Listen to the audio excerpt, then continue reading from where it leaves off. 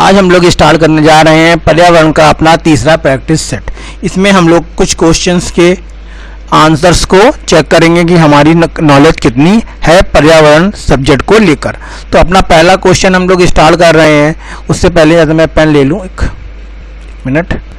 हाँ जी, पौधों की वृद्धि के लिए कौन सी मृदा सर्वश्रेष्ठ मृदा है? तो आपके ऑप्शन है चिकनी मिट्टी या मृतिका, दोमट मिट्टी, तीसरा बालुई मिट्टी और चौथी बजरी।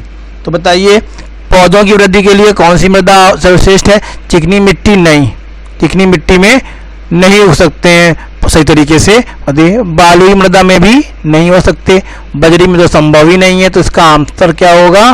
दोमट मिट्टी। तो पौधों की वृद्धि के लिए कौन सी मिट्टी आवश्यक है? दोमट मिट्टी आवश्यक है। उपमृदा किसे कहते हैं? जैसे कि मृदा वाले चैप्टर में आप आगे पढ़ेंगे कि मृदा के स्तर हैं, स्तर ए, स्तर बी, स्तर सी, स्तर डी, आर, ऐसे करके स्तर है। तो आपको बतानी है उपमृदा कौन सी होती है, मतलब मृदा के बाद कौन सी परत आती है। तो मृदा के बाद का जो स्तर होता है वो होता है स्तर बी मृदा को, कि मृदा जो होती है उपमृदा कहलाती है। हमारा तीसरा क्वेश्चन है मृदा विज्ञान किसका अध्ययन करती है, या मृदा विज्ञान में किसका अध्ययन होता है? जानवरों की गतिशीलता का, मृदा के अपवर्धन का, चट्टान निर्माण का, या मृदा के निर्माण का? तो तीसरा आंसर है मृदा के निर्माण का अध्ययन किया जाता है। जैविक अपक्षय किन की क्रियाओं से होता है? कार्बन डाइऑक्साइड, ऑक्सीजन, क्षार या अम्ल? बताइए इसका आंसर क्या होगा? जैविक अपक्षयन, कमी हो रही है। जैविक अपक्षयन किसकी कमी से होता है? जैविक अपक्षयन होता है अम्ल की क्रिया के कारण होता है। 32वां क्वेश्चन है हमारा जल क्रांति किसमें होती है? चिकनी मिट्टी या मृतिका में, बजरी में, बालुई मृदा में या दोमट मिट्टी में? बताइए किसमें ज़्यादा जल जल्दी रुक जाता है, जल्दी बह जाता है?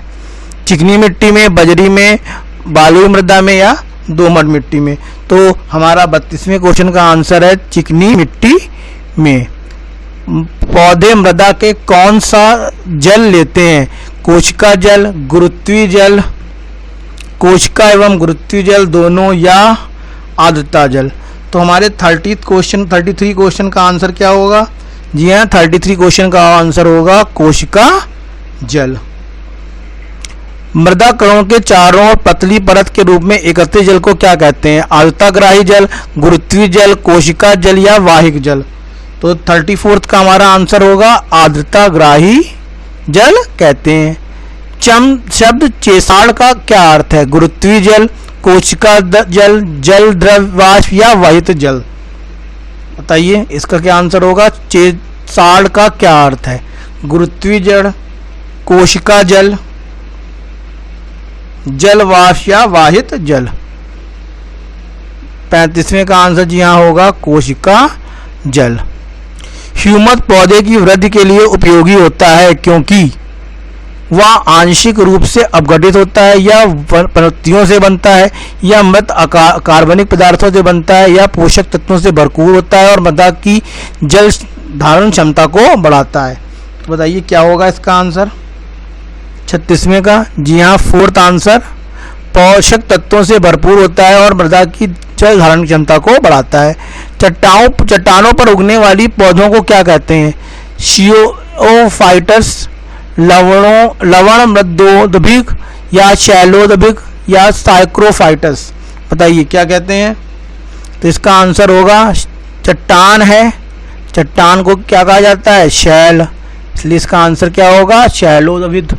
मृदा की जल धारण क्षमता उसके किस जल को रोकने की क्षमता को दर्शाती है? आर्द्रता प्लस अनुबंधित जल, कोशिका प्लस आर्द्रता जल, कोशिका जल या गुरुत्वीय जल को? तो इसका हमारा आंसर होगा तीसरा। ये भी हम लोगों ने करा भी है 33 नंबर क्वेश्चन की तरीके से ही है। बालू एवं बजरी पर उगने वाले पौधों को क्या कहते हैं? बालू एवं बजरी पर उगने वाले पौधों को बालूदगोभिक पौधे कहलाते हैं। मृदा को कायिक शुष्क कहा जाता है जब मृदा में अत्यधिक मात्रा में जल हो, मृदा में लवणों की संख्या अधिकतम हो। नेक्स्ट पंच पे है पौधों को आवश्यक प्रकाश उपलब्ध ना हो या एक और दो।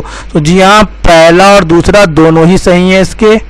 इसका आंसर होगा फोर्थ, एक और दो। ठीक। ठंडी मृदा पर उगने वाले पौधों को क्या कहते हैं? ठंडी मृदा पर उगने वाले पौधों को क्या कहते हैं? जी हाँ, साइकोफाइटस पारिस्थितिकी के अंतर्गत सम्मिलित हैं। ये हम लोगों ने कल पहला क्वेश्चन ही पढ़ा था कि पारिस्थितिकी के अंतर्गत क्या क्या आता है। जी हाँ, वातावरण पादप, केवल पादप, केवल वातावरणीय कारण, जी हाँ सभी आते हैं इसमें। भारत में पारिस्थितिकी अध्ययन किसने आरंभ किया था? ये भी हम लोगों ने पढ़ा था, अपना दूसरा या तीसरा क्वेश्चन था कल के वीडियो का। जी हाँ, इसका आंसर क्या होता है? डू जोन, इन्होंने इसका अध्ययन किया था। इकोटाइप क्या होते हैं? संक्रमण क्षेत्र, अनुकूलित परिस्थितियां, वंश, आंशिक रूप से भिन्न लक्षण प्ररूप के जीव, अनुसांगिक समरूप एवं समान लक्षण प्ररूप के जीव। तो कौन से होंगे आपके? 44 का आंसर नंबर 2। 45 हमारा है पादप या प्राणी को आवास की अनुक्रिया से निर्मित होते हैं। ये अनुकूलन उत्तराधिकार से प्राप्त होने योग्य नहीं होता है। इसको क्या कहते हैं? इकेड, इकोलाइनन, जीवन रूप या इकोटाइप। तो 45 का हमारा आंसर है इकेड, इसको इकेड बोलते हैं। 46 है एक पूर्ण विकसित मृदा परिच्छेदिका में कितने स्तर होते हैं? ये बहुत ही आपका इंपॉर्टेंट क्वेश्चन है कि किस मृदा परिच्छेद में कितने स्तर होते हैं। तो ये मृदा परिच्छेद में हमारे कितने स्तर होते हैं? कि यहाँ 5 स्तर होते हैं। अभी हम लोगों ने ऊपर पढ़े थे ना स्तर, ये देखिए पढ़े थे ना स्तर R, B, A, तो ये होते हैं आपके इसके स्तर। जली हुई मिट्टी पर उगने वाले पौधों को क्या कहा जाते हैं? पायरीफॉर्म, अग्निप्रिय, जलप्रिय या हिलोफाइटस। इसको बोला जाता है अग्निप्रिय।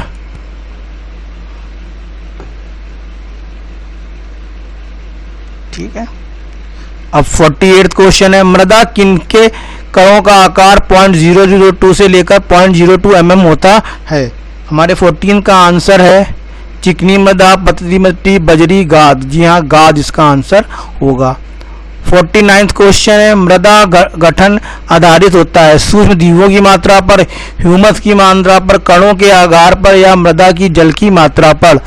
भाई मृदा जो गठन है वो होगा आपका मृदा के कणों के आकार पर। निम्न में कौन सा कारक निर्जीव पर्यावरण की श्रेणी का नहीं है? वर्षा, प्रकाश, तापमान या अंतर जातीय स्पर्धा। इसका आंसर होगा आपका अंतर जातीय स्पर्धा। 51 पृथ्वी तल के ऊपर व स्वभाव से संबंध रखने वाले कारकों को क्या कहते हैं? जैविक, मृदीय, भूस्थलीय या जलवायिकी। इसका आंसर होगा तीसरा, भूस्थलीय कारक कहलाते हैं। 52 हमारा क्वेश्चन है कौन में से कौन सा स्थान छाया प्रिय पौधों के लिए आदर्श है? रेगिस्तान हो ही नहीं सकता, शुष्क और प्रकाशमय स्थान, तालाब व झील या आर्द्र व छायादार स्थान। 52 का चौथा विकल्प हमारा आर्द्र और छायादार स्थान।